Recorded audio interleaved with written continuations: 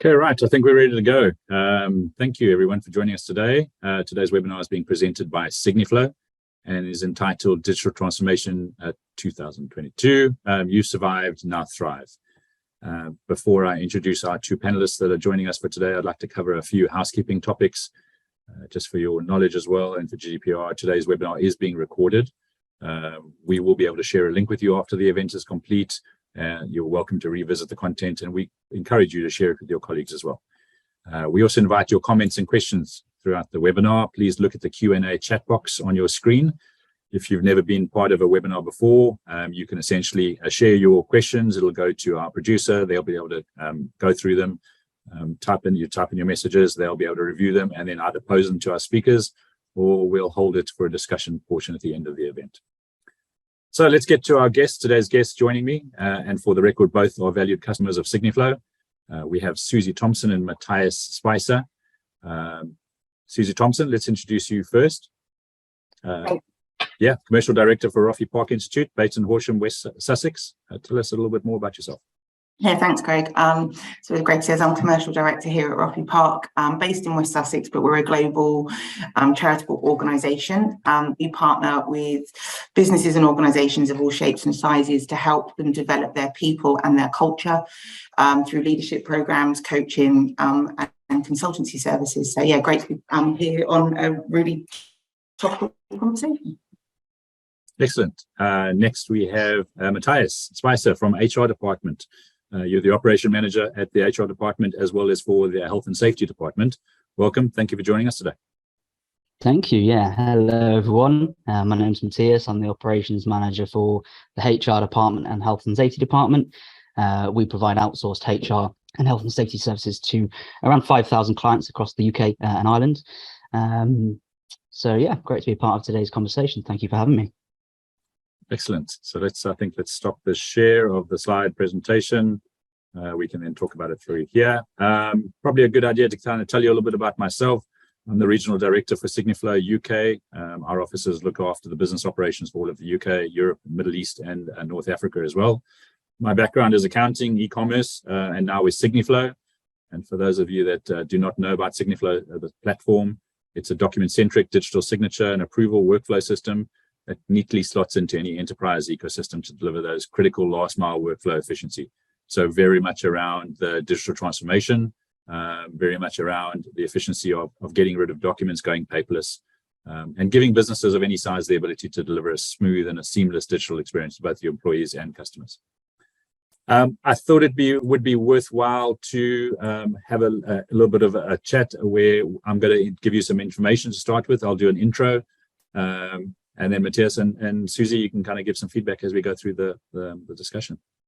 Mm-hmm. So let me start with this. A recent Forbes article provides a harsh reality check with 7 out of 8 digitalization projects resulting in failure. I'm your customer, make my life easier, deliver to me that experience of transformation. And a lot of businesses are kind of struggling with that. They're not identifying the exact needs to kind of get through that. So the reality is either digital transformation is not working effectively, or it's just not being conducted well enough to deliver the anticipated or promised returns. And few businesses think about how to make life as a customer easier, less disruptive, and more memorable. Most of them simply pretend to move processes, change processes, create that modern technical shape, or develop an app or even a mobile website. They start digitalization from the technical angle, the results, failures. Digital transformation holds the promise of revolutionizing business, revolutionizing society, and changing the way we live, providing us with a totally new and superior customer experience. Something will change our lives in a way, interacting with that company and that product will become easier and quicker. So they can spend the time to dedicate on more interesting things. The reality is how many companies make the correct moves in digital to capitalize on that opportunity and positively transform their customers' experience. So what exactly is digital transformation? I thought it'd be a good place to start. Suzie, if you want to take us away, how do you define it? What's your thoughts and your opinions on exactly what is digital transformation? Yeah, I think initial top level, the stating the obvious is it's in the introduction of digital technologies to help the business. But obviously in this generation, this world, pretty much every business has technology, and it is much, much bigger than that. It's a change management process. It's rethinking how your organisation uses the technology, how its people uses technology, to your point, Greig, and to the Forbes thing, how it's going to benefit the clients, the customers, and remembering its purpose. Why are we doing this? So yeah, I think initially you can think it's all about the exciting new bits of technology that are being innovated, but it's the whole process behind it. That's a good point. Matthias, what's your thoughts? Yeah, I completely agree with Suzie. I think it's kind of about taking a step back and looking at the big picture and identifying ways that that a business could benefit from technological integration, you know, to kind of improve processes that are already in place, improve kind of company experience, client experience, and really relying on technology to kind of get you to that end goal, really, and meet your objectives. So yeah, lots to kind of rely on in terms of technology. And obviously a lot of businesses already have various bits of tech in place, but it's looking at things holistically and saying, is that performing the function how we want it to do, or are we getting the best out of that process, or how could we improve this process or this experience relying on different types of technology? Okay, good points. Let's look at HR department specifically. What's currently driving your digital transformation? What do you see are the benefits, and is it because of the cost savings that you're kind of on this journey, or do you think that there is perhaps more a cost to the company to actually go through this process?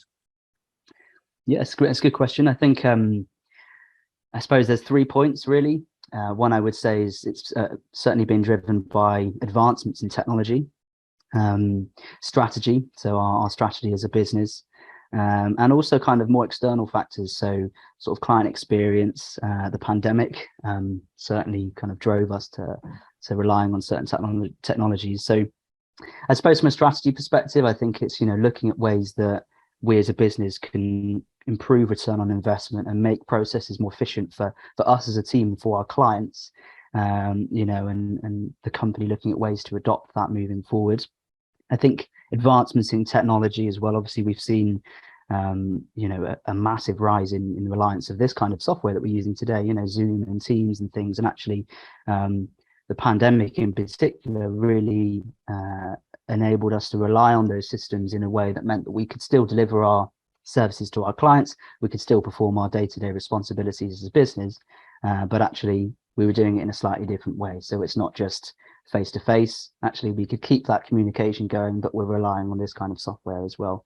And then I think also just the pandemic as well, obviously, with that kind of shift to more hybrid working and home working in some regards as well. Obviously, there is a greater need for technology that helps you to do your job where everyone isn't all in the same place and you're not seeing your clients and going out and doing those, you know, delivering your services as well. So I think that played a big part also. I'm going to throw in a question here as well. Is it, do you think that HR department are adapting to the pandemic, or are you adapting more to the future that they're expecting to kind of see?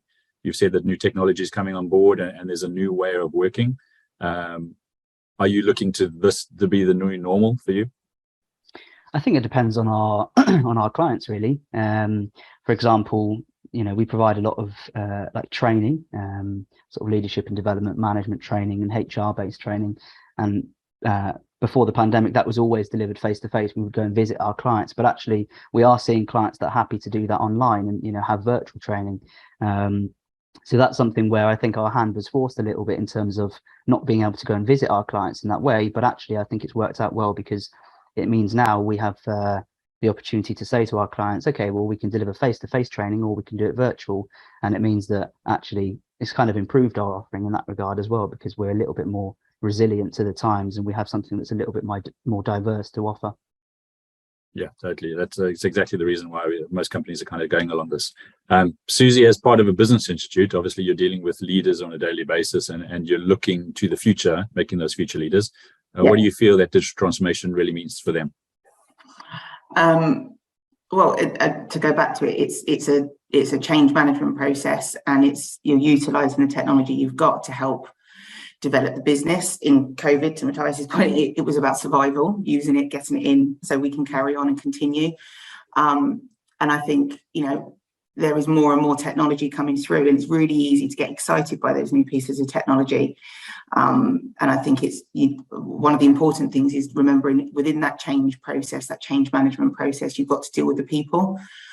So for more and more, what we're finding is either people have introduced technology potentially through COVID, and then they're finding it's not been adopted properly, because actually the change, the people part of that process wasn't developed and supported through.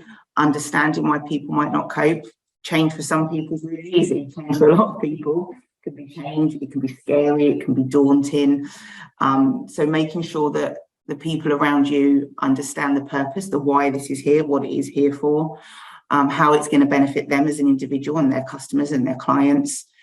And also, I think it's really easy to make assumptions around technology about who will be able to cope with new technology and who won't. So I think there's some conversations around those unconscious biases, perhaps, about when you're introducing new formats. So I think going back to the question in regards to what does it mean for them, it means improving the business organization for something better, but it actually means an awful lot more about the culture within the organization and bringing your people on that journey with you. Totally agree. You mentioned some of the benefits there as well. Is the benefits more than just your customer interaction, your customer experience? Matthias said as well, the cost savings and being more agile, being more easier to adapt to changing business environments. Suzie, what else do you see as benefits to businesses going along this transformation platform? Yeah, I think, again, it's vast, and some will have really specific details of why it's better. So again, Matthias's view shared about the fact that you can deliver virtually. So for us, very similar. We had to overnight convert into a digital world for survival, and now very much we have digital, we have blended, we have face-to-face. So for organizations, I think it opened up their customer base as well. So whereas before we worked in quite a small area, you're now able to communicate, for us, globally much easier through deliveries, have mixed cohorts, and therefore other organizations can start to share cultural differences within their organizations as well. And I think, again, if done properly, it can really help improve the culture within organizations. And if you improve the culture, you have more engaged employees, you then have loyalty, people stay, in the world of the big resignation and quiet quitters. Anything you can do to help improve things for them can really help and aid to that. Good points. Yeah. Look, from a SigniFlow point of view, obviously data is massive for our customers as well. It's a big reason why they come to us. They have user data, customer data, their documents, and digital transformation, which we're finding as well, is having that enhanced data collection facility, being able to analyze the data, being able to share the data, that stronger resource management. A great stat that I come across as well is the number of applications used in enterprise businesses as of 2020 was 900 different software applications. That digital transformation doesn't mean that you have to have as many platforms. You can integrate those applications. You can integrate your customer data and your software, so it makes it a lot easier for the businesses to read that information, to process that information much more efficiently. And it's got to equip their teams to be in a better place to get their jobs done. Understanding that data is something that is very much in line with business strategy kind of going forward as well. Matthias, what do you think about the costs? Company that undergoing transformation. 80% of businesses that have completed the digital transformation, they report an increase in profits. 85% are saying that they've increased their market share. Do you feel that digital transformation is going to make you a better, stronger business going forward to essentially get more customers onboarded? Do you feel that it is a competitive edge against your competitors on going along this journey if they weren't? Matthias? I certainly think so. I think, going back to the more general point of cost, I think, oh, can you hear me? Yep. Yeah. Okay. Sorry, I'm not sure what happened there. Can you hear me okay? Yeah, well, 100%. Apologies. Just going back to the earlier point around cost, I think I certainly think if a business is able to apportion budget to certain technologies to improve a certain process, it is going to give you that market edge. It is going to improve, the company culture, the client experience as well. I think, certainly from an SME sort of sector position, with some of the clients that we work with, cost is quite a big thing. certainly on the micro SME stage scale. So actually for an SME business to identify ways at which they can adopt certain technologies and reserve, parts of their budget to adopt that technology is sometimes not always attainable.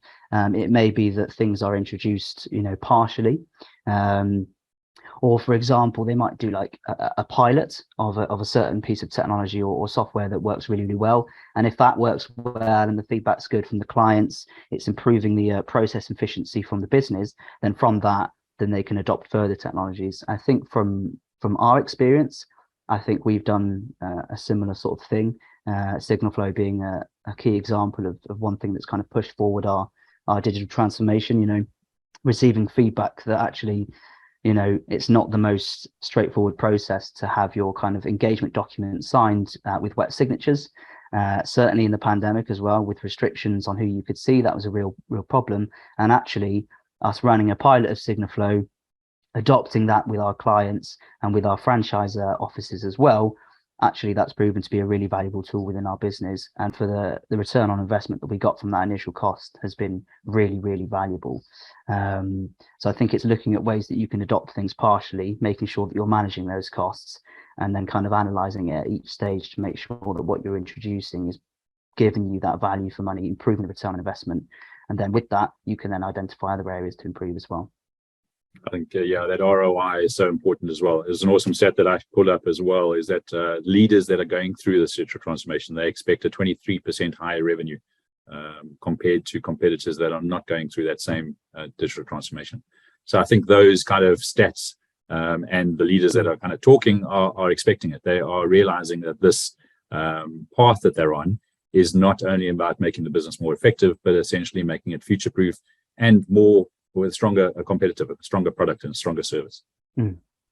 Have you've been on this path for a little while now? Your success or outcomes that you've realized from being on digital transformation, what were the quick wins that you've kind of had with some of your franchises? I think so. Well, I'll go back to my point around SigniFlow, and actually being able to have documents signed digitally was really, really important, because the process was not particularly efficient before we kind of adopted this tool, and actually it's now made things so much easier for me and my team in terms of the administration of our documents and contracts and so on, but also for the clients as well in terms of receiving the email. It's very clear instructions on what they need to do. They sign the document and then the workflow is complete. So that's really, really made a difference. I think also the fact that we are, working hybrid now, we are able to deliver services virtually as well as face-to-face. Face-to-face services is a huge part of our offering. It absolutely underpins everything that we do at the HR and Health and Safety Department. But actually, there are some clients that prefer to have things virtual because it works better for them. And to be able to offer both, I think, has made a real, real difference. Excellent. Suzie, I'm going to come across to you now. How's digital transformation impacted Roffey Park Insitute?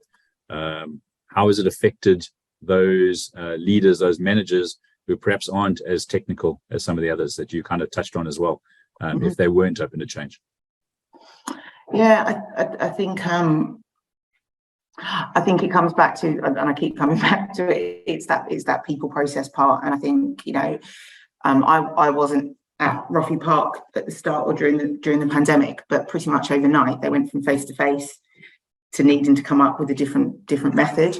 And there was a lot of bringing that leadership team together, the expertise, utilising the experts within the organisation that did know, but then helping them develop their skills, because they're very good at what they do. They're very good in that expert knowledge, but not necessarily in the understanding of how best to communicate those changes to people or understand the challenges those individuals might have.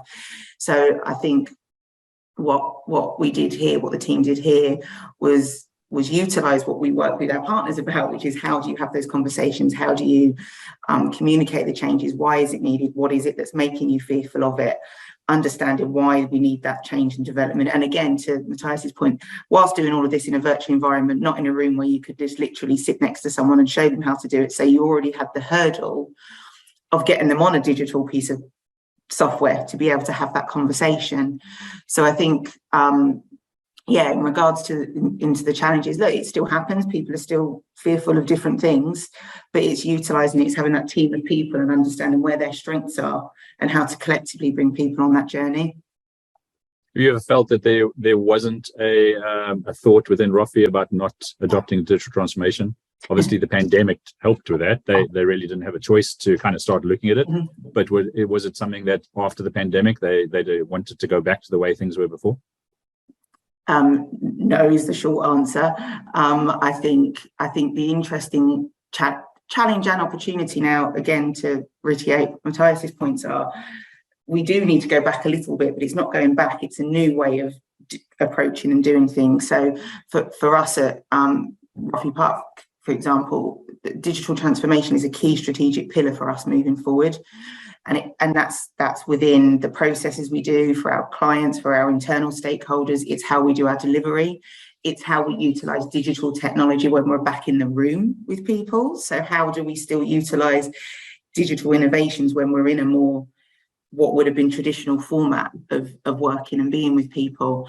And I think as well, for the future sustainability, it's vital that we continue to understand and grow. It's only going to get bigger. There's, as I said, touched on before, more and more digital solutions are out in the world and the environment, and they're going to continue to change. So it's learning not to jump at the first sort of solution.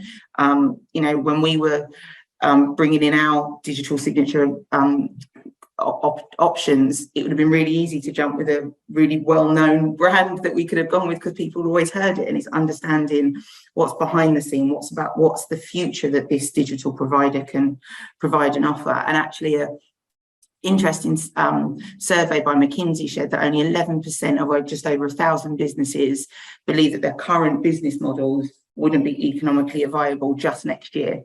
And that, to me, talks a lot about that engagement in that digital transformation. And if you don't do it, the failure of your company, because to your point, Greig, your competitors will. Yeah. Well, that's the thing. You're staying competitive, right? So we know digital transformation offers those organizations that opportunity. They need to understand the modern day buyer. They know all the benefits, the cost saving, the ability to engage with customers and deliver on their expectations, because the customer is becoming more important in that role. So if I'm a business owner right now, if I'm listening to this webinar, I've joined in, I've decided that digital transformation is something I have to do. There's not really a choice. Where would businesses start with digital transformation?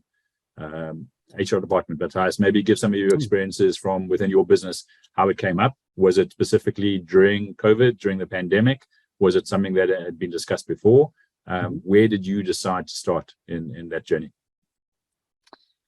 I think a lot of it comes back to feedback and sort of testimonials, really, both from our clients and also the team within the franchise as well. Because, if a client is saying, for example, your website isn't particularly navigable, perhaps, can you show me how to navigate the website? How would I find this information? Taking on that feedback and saying, okay, well, where is that feedback stemming from? What's not navigable about the website? What can we be improving on? And actually taking that feedback and saying, okay, taking a step back, looking at a big picture and saying, okay, this, hasn't been changed for a number of years, or our competitors are doing this, looking at ways that you can improve what you already have, and if need be, take on something else as well. For example, SigniFlow as an example. But using that feedback, both from your team and also from your clients, to make sure that actually you're meeting their expectations and improving what you already have in play, I suppose.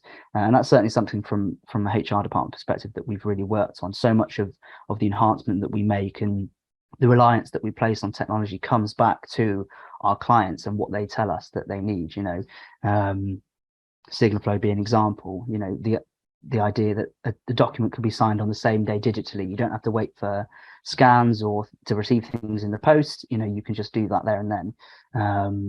Finding a website that means all of the information is available there to them, and then they make contact with the HR department to say, okay, let's set up a meeting, but they already have everything they need. And then from the team perspective as well, asking your team, sitting down with them and saying, the things that you do day to day, the responsibilities that you have, what works really, really well. Tell me why it works really well.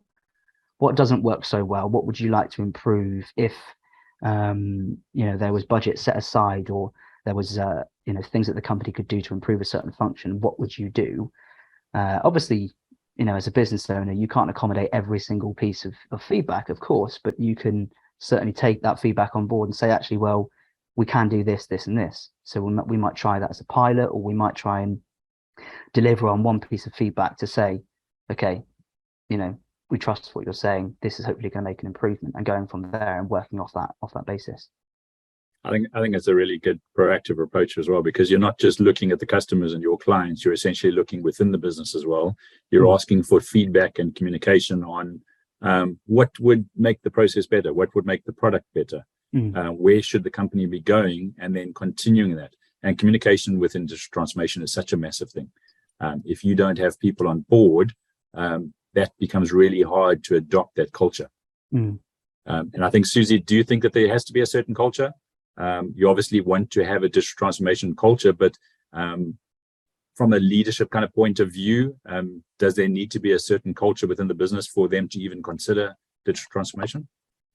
For me, yes. I think you need to have a culture that enables change, that doesn't put constraints in for change. And because if you're going to constantly put constraints in, it's going to be difficult at every hurdle. You need to empower the voice of everyone within the organization, which, since me personally joining here at Roffey, I've genuinely never been in an organization that has that natural ability to give every single, and I do mean every single person within the organization, that voice, because you need to understand what the challenges are everyone is facing frontline to be able to know what digital processes you may need, or any processes you may need to solve those issues. And it's also having the culture that once you've put something in, to say failure is okay. I think sometimes it can be seen that failure is a bad thing. It's not, as long as we learn from that failure and understand why. And I think sometimes, again, going back to the vast amount of different digital options there are, we don't always get it right, or we don't embed those technologies correctly. So the technology might be right, but we might not have embedded it correctly with our people. And I think being able to hear feedback from everyone to say, well, I don't know why we're using this. It makes my work harder, or it makes the process for our client harder. And for the senior leadership team and relevant people within the structure of embedding the transformations to be able to hear that and not take it as a personal insult as to what they've done, but actually to listen. And then I think, going back to the benefits we spoke about earlier, if you've got that culture that empowers people to have a voice, then you're going to have a more engaged workforce that's going to be more open to change, because they can see the benefits of the change that has come previously and the changes and the benefits of what comes ahead of it.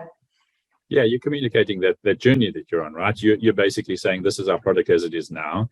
Yeah. This is where we need to get to, and the reasons why we're getting there. What about resistance? You're always going to have those employees and parties that are resistant to change, who might disagree with digital transformation or where the journey is going. Yeah. You come across that, or how did your team respond? Yeah, I think, I've come across it in multiple organisations, whether it's to do with digital transformation or anything. I come up with it multiple times with my own children. So I think it goes back to, Matthias, when you were talking, really, it was great to hear what you and I may consider quite the basics, but why is it affecting you? Why don't you agree with it? Understanding that, to then even either help them understand and bring them on that journey with you. For you to say to yourself, well, actually, that's a fair point. Why are we doing it? And go and have further conversations. And as much as, it's never nice to get to this point, sometimes people get to a journey in their career where the organisation is going in a route that they're not comfortable with anymore. And actually, there's an acceptance of, then, okay, we've discussed your anxieties, we've shared the why, we've listened to your feedback. This is still the direction we're going on. And then there's different choices that come from there as well. You think you can change that culture? If there isn't a culture where it is open to transformation, do you think the business leaders, the business owners can change it? If they want to, yes. And I think it goes back to understanding the whys of why the change needs to be, that it's not necessarily going to be easy. and because there's all sorts of reasons why there would be resistance and cultures the way that they are. But absolutely, I think some of the work that we do around like that organisation design and development that is so vital to understanding what's right for your culture is key, and the OD space is a huge part of what we are proud to sort of have specialists in and what we do. We've actually got an article on our website that focuses around change and how you do change transformation, and it's a really interesting point. But I think yes, but it is that you need to understand the whys as to why you're doing it and what you need to put into place to develop it. And some people will need more support than others. Some people will be absolutely raring to go, and some might need a bit more support, some coaching to understand, some skills development. So there's all sorts of different reasons, but absolutely a culture can change, but it has to be believed and wanted to do so. I think I'm going learning. Sorry, continue, Matthias. Just thank you. Just on that point, Suzie, as well, I completely agree. I think often it's reminding people why that change is taking place as well. So being entirely upfront and honest about why we're looking to do that. And it could be we want the company to be sustainable. Obviously everyone wants the company to be sustainable, but not all of them are, of course. But actually sustainability is a really important point.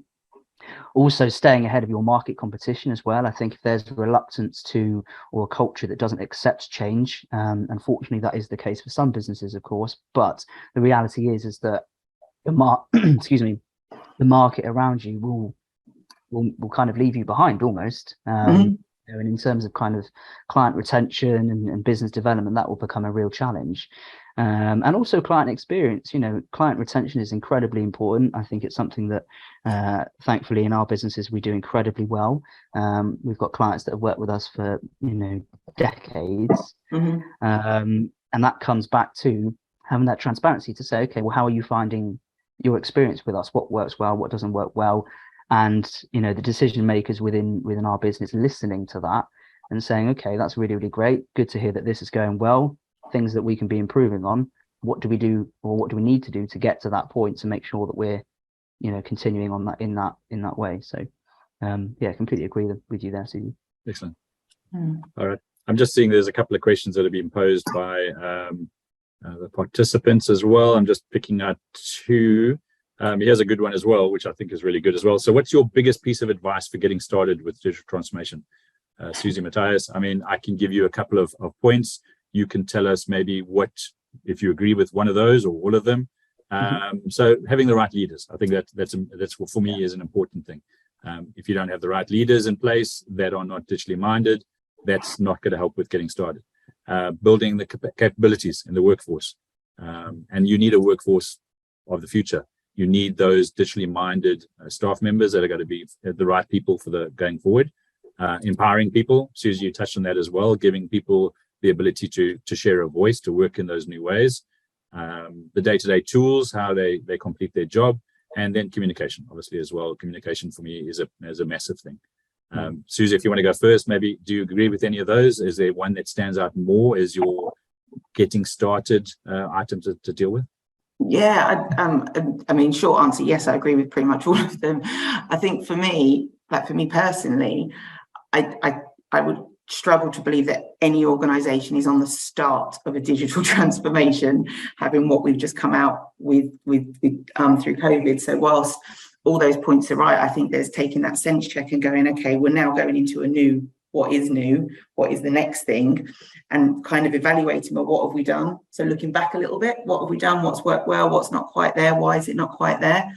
And also, if there are organisations that have got to this point without the use of any digital transformations, I guess that's going back to that question of why, and do they need it? If they've got through what we've got through without having it. So I think, for me, yes, but I think it always comes back to the people, empowering people, the understanding of the why. I think for me, absolutely, they're the key behind anything, but behind any change. Matthias, your feedback? Yeah, completely agree. I think the two standout points I'd say would be communication in the first instance. I think creating a culture that allows people to be open. You can say this change is what we need, or actually, I'm not quite sure that's going to work for our business or for our clients, and that not be frowned upon, that you have those views. You know, complete openness, I think, is really important from the decision makers and the senior leadership team right the way through to the rest of the team. I think to have that openness is really important. And if there are people in the business that are perhaps more interested or in technology or more digitally minded, to be able to nurture those that aren't and empower them to get to that point, irrespective of their position within the organization. I think that's really, really valuable. And then, yeah, the people more generally as well. I think obviously having leaders that are looking to steer the company in the right direction is completely important and very valuable. But I don't think it just stops at leaders as well. I think it, you know, accommodates everyone within the organization. And there will be people in every business that perhaps don't like change or are not particularly kind of tech savvy, if you will, but they perform their job very, very well. And it's sitting down with them and coming alongside those people and saying, okay, well, this is going to be slightly different for you. How would you like this process to go? What's your opinion on it? What's your feedback? And making sure that you're bringing everybody on board, because change is scary. When it's forced on you, like the pandemic was, that was quite a scary time. Thankfully, we came out the other side, but actually, where we can, you want to take your time with these things and not just implement stuff for the sake of it, really taking on board everyone's feedback, keeping those lines of communications open to understand exactly what's going to improve the process for your people and for your clients. Excellent. I'm going to pick one more question as well for us to deal with. I thought really good as well because of the attendees on this webinar. Obviously, we promoted it out globally. How can digital transformation be a priority for organizations that have other big issues to deal with? Obviously, we're not all based in a first world economy or dealing with a working political government. They all have their different issues to kind of deal with. But if you're dealing more with those issues, how does that affect your digital transformation as a priority? Suzie, what's your thoughts? Yeah, I get first of all a really good question and challenging question, and I think it goes back to what's relative and the purpose, and actually going back to how can technology, well, first of all, what technology is available, and how can the technology be used to enable some of those other challenges that you're facing. We should all be adopting technology for a purpose, and what's it going to do to help support us. And I think yeah, that's key really. It's understanding, whilst there are other things going on, for a lot of us, the use of different digital technologies has supported us with some of those other challenges to sort of utilize and bring in. So yeah, I don't know, Matthias, what are your thoughts on that? Yeah, it's a challenging question, but a very good one. I think, you know, the first thing that came to mind when that question was read out was for me, little by little. I don't think there needs to be this massive push to implement everything at once. You know, everything is relative. Not everybody has the same kind of economic climate that we have, or as you say, some businesses will be, you know, in more challenging places across the world. But there will be processes that you can improve on that are relative to where you are. So one business might be implementing a brand new CRM system that automates loads of admin processes and creates really fancy workflows to get a function done, when actually that may not be where your business is at. It may be that you just need to find a way that perhaps archives an email that you've received into a database, for example, you know, something a little bit more simple like that. And that's fine. You're still moving with the times.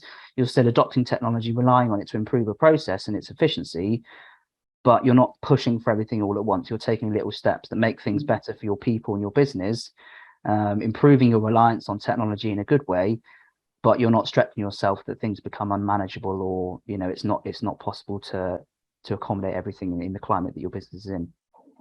I think that's a really fair point. If I could just quickly, we see technology transformation and digital transformation for us as our organisations in a certain way.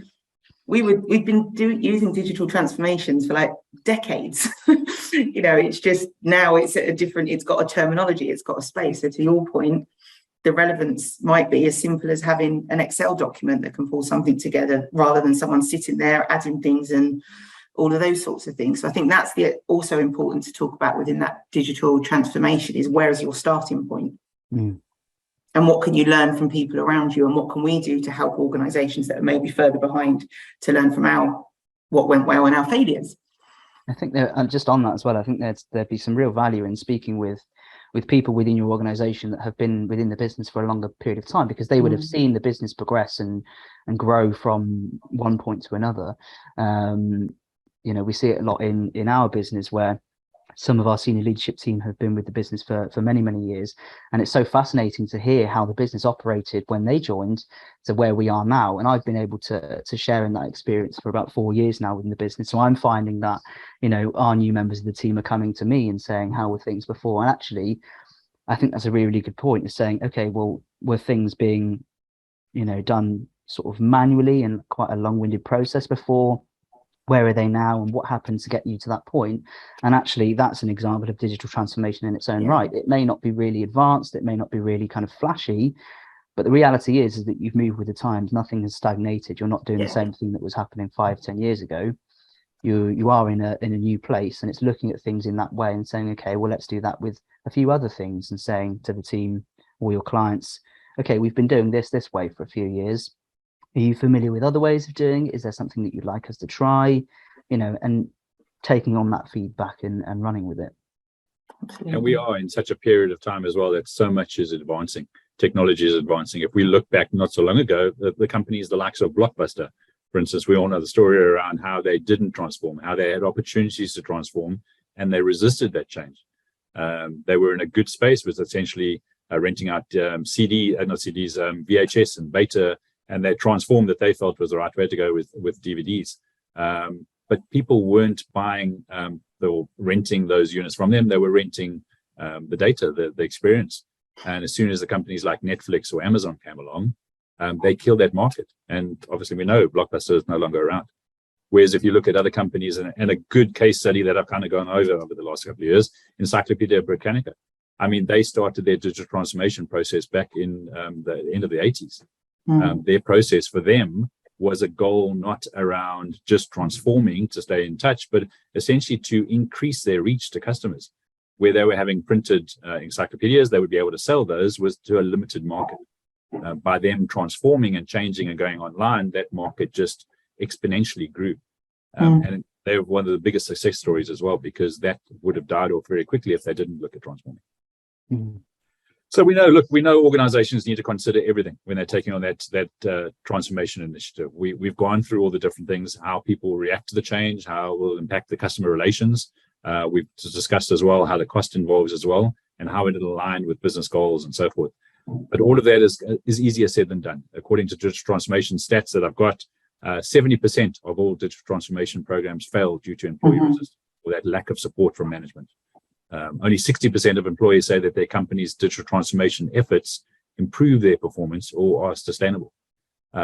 Is that probably the lack of communication, or is that the most difficult part, is getting your employees and within your organization to avoid that resistance?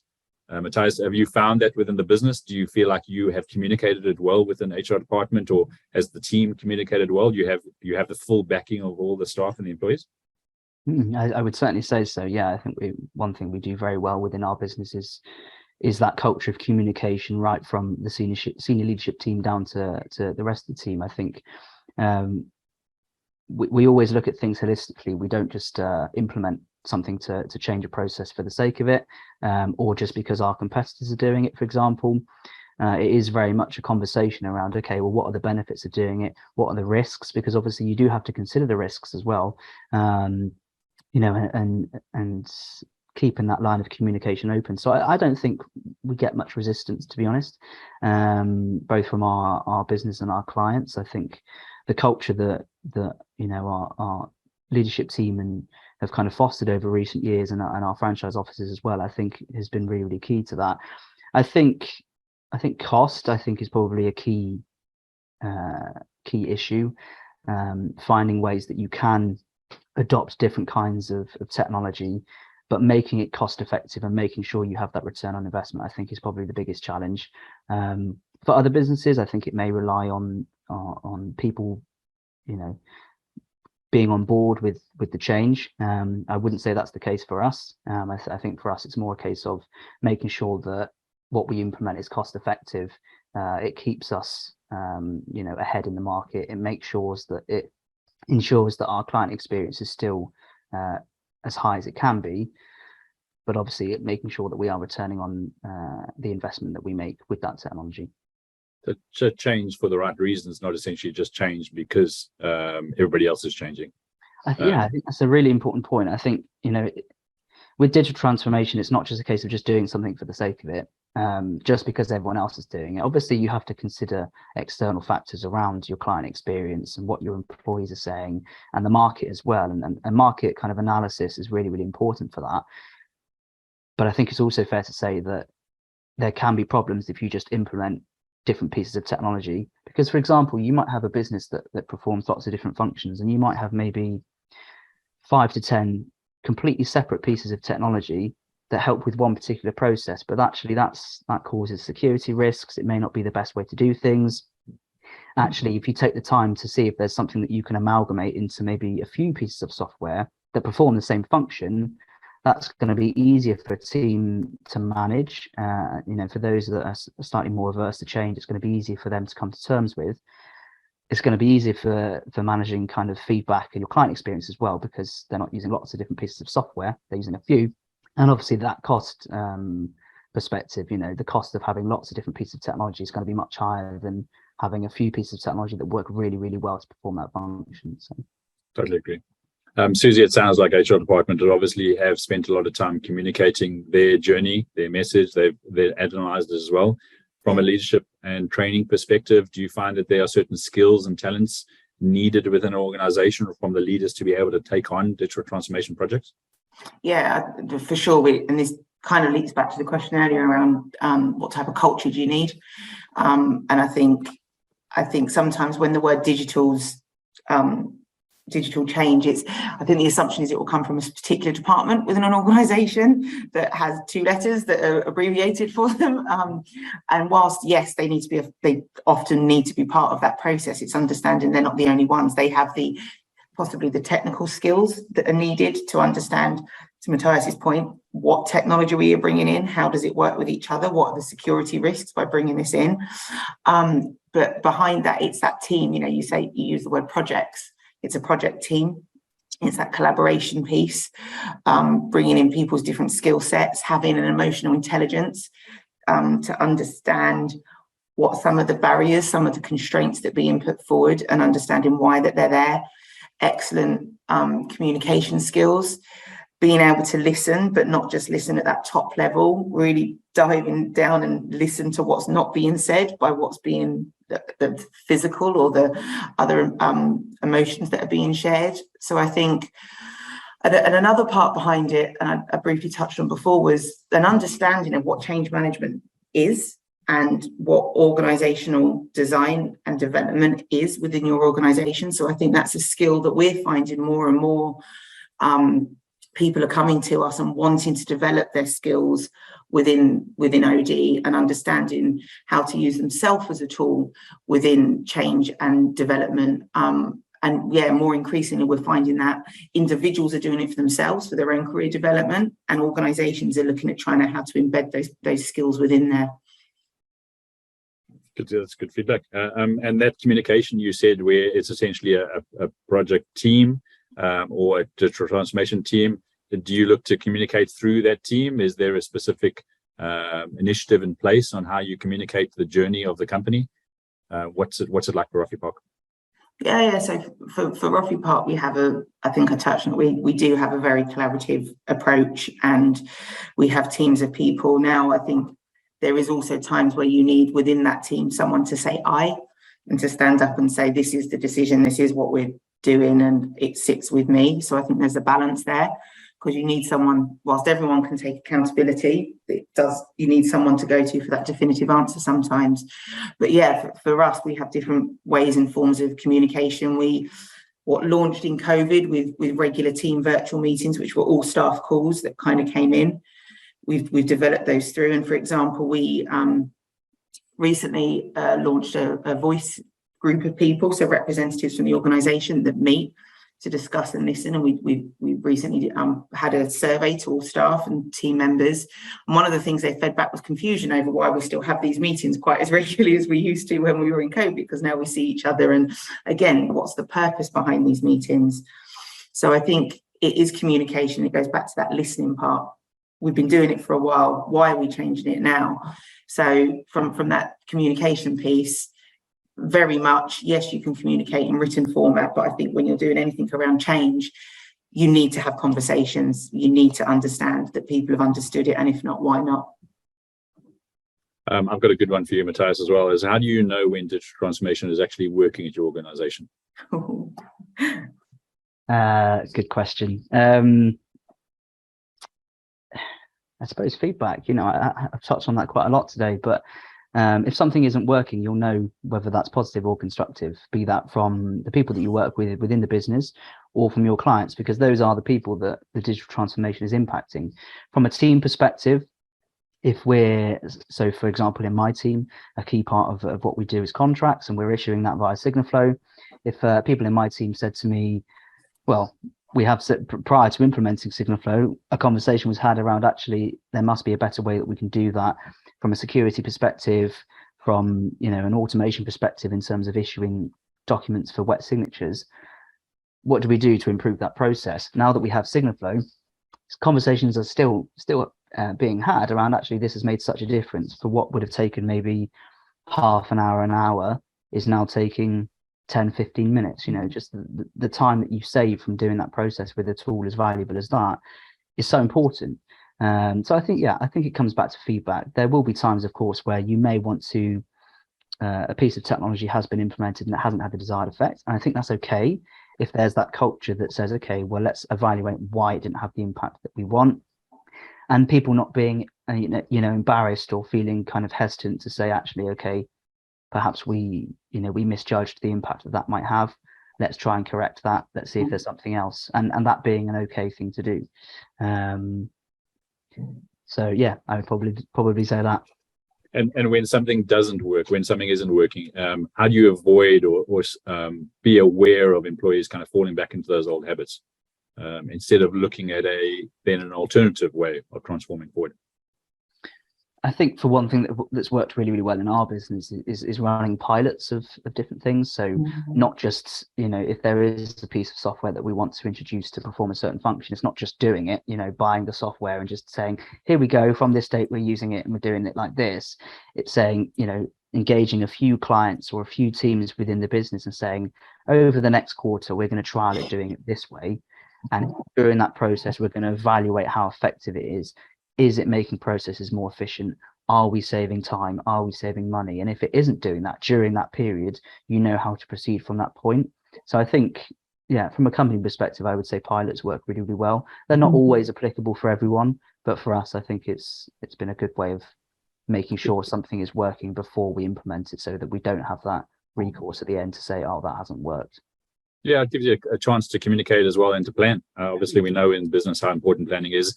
I mean, from a SigniFlow point of view, something we find really good to kind of bring up as a strategy when we reach out to customers as well is, where are you today and where do you want to be tomorrow?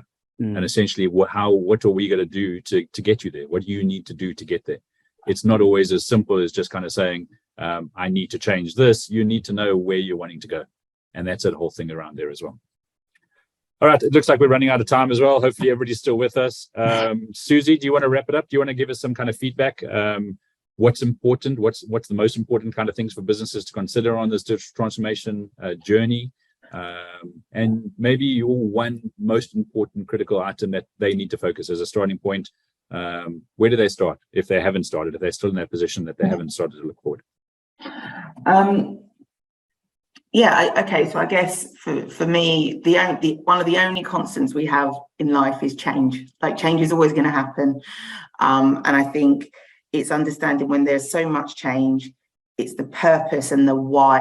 Why are you doing this change? And I think we've spoken, all of us, about what's the benefit of this change? What's the purpose of this change? What's it going to enable us to do? So I think, for me, it's before any decisions are made, just ask yourself and others and people around you, why, and is it relevant to us? Don't get swayed by what your competition are doing. Stay true to who you are as an organisation, as a culture. Excellent. Matthias, do you want to give us your closing remarks? Yeah, I think I'd like to go back to that little by little point that I made earlier. I think really just making sure that you're taking a holistic approach to everything. As Suzie says, you're not looking at, you know, the market too much. You know, you're focused on what you as a business do, what your clients are saying and what your team is saying to you, and you're acting on that feedback as opposed to what's going on around you. But taking things step by step, not just rushing to, you know, run ahead with the times and make sure you're constantly staying ahead, but making sure that what you're doing is applicable and appropriate to the business and to your clients, and making sure that you're adopting that strategy, you know, in line with your digital transformation strategy as well. Yeah, so it's all good points as well. It's a quote that I came across and I've used a number of times as well. Is digital is what we're going to be doing for the rest of our lives. It's essentially that. It's a guide. It's a framework. It's imperative for businesses from small to enterprise, and the message that has come out clear from this kind of talk and from every panel discussion, article, or any study that I've come across is that the world is becoming more increasingly digital, and digital transformation is not going away. And I think it's so important as well to keep in mind that before you and your business start creating a digital strategy for your business, keep in mind that the digital transformation process involves more than just technology. It's not as easy as just selecting technology, as Matthias said as well, and putting it to use. You've got to define that company's digital strategy. You must create those concrete goals and statements that you want to achieve, and listen to your customers. You've got to focus on improving the mindset of those involved. And especially for me, it's employees. It's making sure that everybody's on board. You've got that culture that's going to help you to put through those transformation goals. And I think it's also important to keep up with the most recent digital transformation trends, like the ones we've discussed. But it's going to assist you in making those better decisions about your digital strategy as well. So I just wanted to kind of touch quickly on SigniFlow itself, just to give those users that aren't aware, give me 2 seconds of pitching the company as well. SigniFlow, as I said, is a software platform. We help to kind of digitize and automate the workflow, the workplace. It's all around documents. It's everything from document generation all the way to document archival, and including signing and approving, process automation, digitization, and those important workflows. I want to thank both of you. Suzie, thank you. Matthias, thank you for joining us as well. And I want to thank all of you for attending today. If you do have any questions or comments that you would like to put to us, you're welcome to kind of email us at questions@signiflow.com. Those that posted questions in the chat, we will come back to you shortly, and we'll stay included in the conversation. Thank you both. Thank you, everyone. Thanks, guys. Thank you.